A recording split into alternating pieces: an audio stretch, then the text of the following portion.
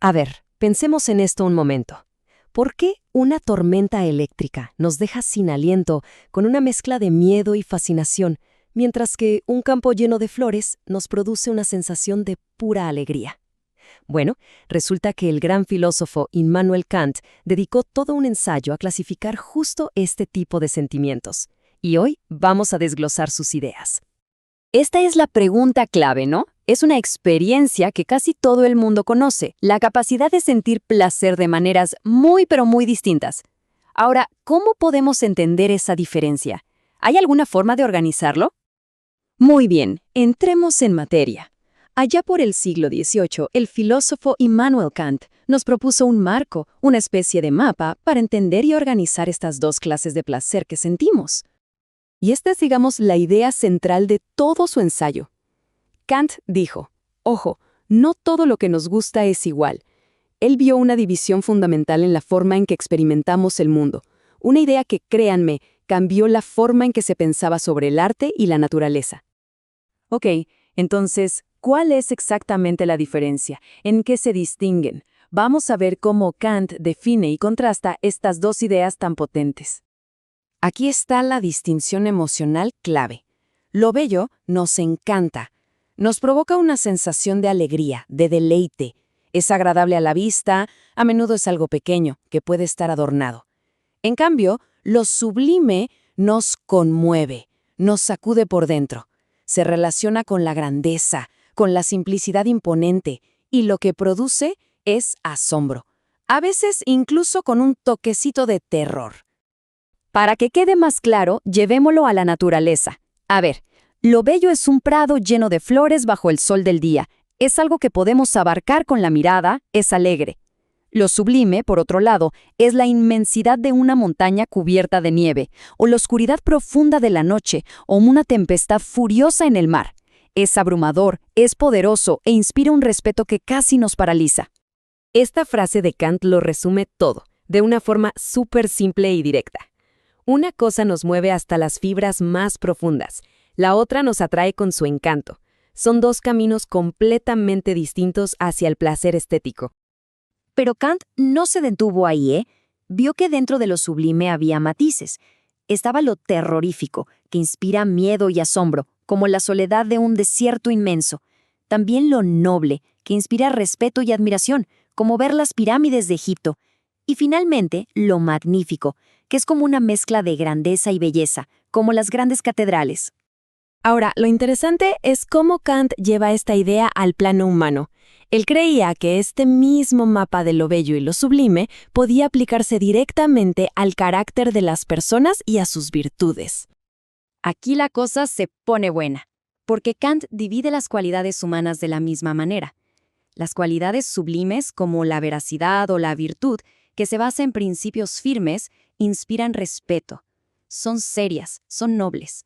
Por otro lado, las cualidades bellas, como la cortesía o la compasión que nace del sentimiento, inspiran amor, son amables, encantadoras. Y aquí es donde el análisis de Kant, se convierte en un reflejo muy claro y para nosotros hoy bastante problemático de su época. Él extendió estas categorías para describir lo que él consideraba las diferencias, digamos, innatas entre hombres y mujeres. A ver, según Kant, el carácter de la mujer se centraba en lo bello, su virtud era una virtud bella y su forma de entender el mundo se basaba en la sensibilidad. En contraste, el carácter del hombre aspiraba a lo sublime. Su virtud era noble y su inteligencia profunda, dedicada a los principios y a la razón. Una visión, como vemos, totalmente anclada en su contexto histórico. Pero esperen, que la cosa no se quedó en el individuo. Kant llevó su teoría todavía más lejos, al punto de analizar el carácter de naciones enteras. Sí, así como lo oyen, Kant llevó su teoría un paso más allá y creó una especie de mapa estético de Europa. Asoció a naciones enteras con lo sublime o con lo bello, basándose en lo que él percibía como su carácter moral y cultural colectivo. Vamos a empezar este tour en España, a la que Kant le atribuyó un gusto por una de las formas más intensas y, digamos, oscuras de lo sublime. Para Kant, el español era serio, callado y orgulloso. Su carácter se inclinaba hacia los actos grandes, a veces hasta extravagantes, que evocaban una sensación de asombro y de temor. Él pensaba en cosas como los autos de fe o las corridas de toros como una manifestación de este gusto por lo sublime y lo terrible. Ahora, crucemos el canal y vámonos a Inglaterra. Aquí, Kant vio una manifestación totalmente diferente de lo sublime, lo que él llamó lo noble. El inglés, en la visión de Kant, era una persona de principios, constante, muy decidido y que sigue su propio juicio sin preocuparse demasiado por lo que piensen los demás. Esta firmeza, este apego a sus principios, a veces hasta el punto de la terquedad, era para él la pura encarnación de la virtud noble. Y para tener el contraste perfecto, viajemos ahora a Francia, que según Kant era el epicentro del sentimiento de lo bello en Europa. Aquí, el carácter francés se definía por la amabilidad, la cortesía y el ingenio. Su vida social, sus conversaciones, sus modales, todo giraba en torno a encantar y agradar. Para Kant, Francia era la nación donde las cualidades bellas, y no las sublimes, eran el verdadero motor de la cultura. Bueno, después de este viaje de más de 250 años, ¿qué nos queda de todo esto? ¿Sigue siendo relevante este análisis hoy en día? Quizá lo más valioso que nos dejó Kant es un lenguaje para poder diferenciar los matices de nuestros sentimientos.